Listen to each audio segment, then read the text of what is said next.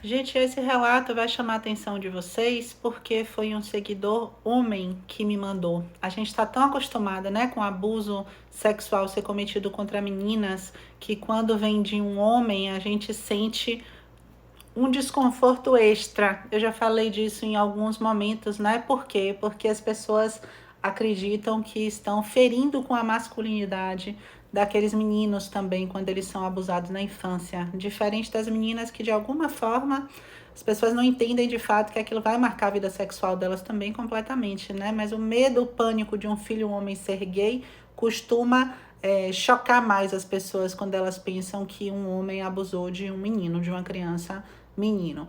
Né? Ele falou: eu peço anonimato, vou ler o relato, certo? Para contar minha história.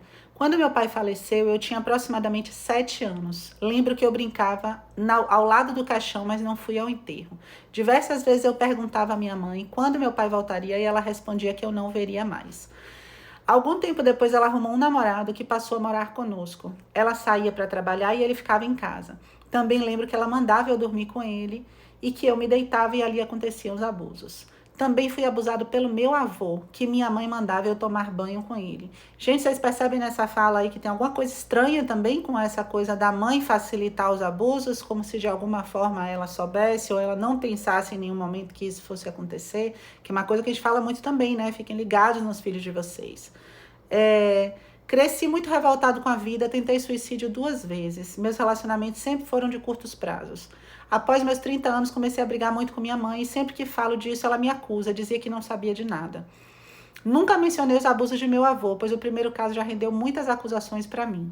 Hoje estou tentando recuperar esse trauma, cresci me culpando por tudo, mas sempre evito contato com minha mãe porque ela me julga quando toco nesse assunto. Em determinado dia discutindo com ela, ela disse que me colocaria frente a frente com ele, com o ex-padrasto ou padrasto atual, ainda não sei, para que ele confessasse, pois ela não acreditava nessa história.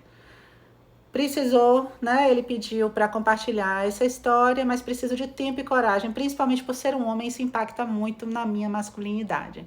Vocês entendem? Parece que uma criança abusada é gay, então, porque o desejo de um adulto, né, sobre ele determinaria isso aí. Eu já atendi alguns pacientes com confusões mentais mesmo sobre isso, porque de certa forma a vida sexual deles foi iniciada por um adulto dentro de uma lógica homossexual, né? E isso não foi uma escolha deles, isso é totalmente diferente da gente esperar o desejo realmente aparecer pra gente saber o que a gente deseja.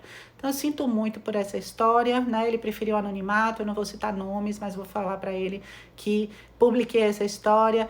Sei que muitos meninos foram abusados na infância também. E aí, gente, a gente vai voltar para esse lugar, né, que é abusados por quem? Por homens, né? Então, a pedofilia e o abuso sexual é uma coisa muito séria e muito frequente na vida das pessoas. As mulheres estão acostumadas a viver diversas formas de abuso ao longo da vida, começam na infância e continuam de várias formas, inclusive dentro de relacionamentos estáveis. E os homens muitas vezes se calam sobre isso, né? Então, na infância, eles nem pensam em falar e durante a vida eles não falam para ninguém. Eu já atendi vários pacientes que disseram: eu só falei para você, pessoas adultas de 30, 40 anos, só falei para você que isso aconteceu, nunca consegui falar para ninguém. Por quê? Porque de algum jeito mancha ainda a masculinidade deles. Então, o abuso na infância é um negócio duríssimo, seríssimo, muito frequente, que a gente precisa falar muito mais e ter muito mais educação sexual nas escolas e ter muito mais diálogo com os filhos da gente sobre isso para conseguir, de fato, evitar que isso aí aconteça.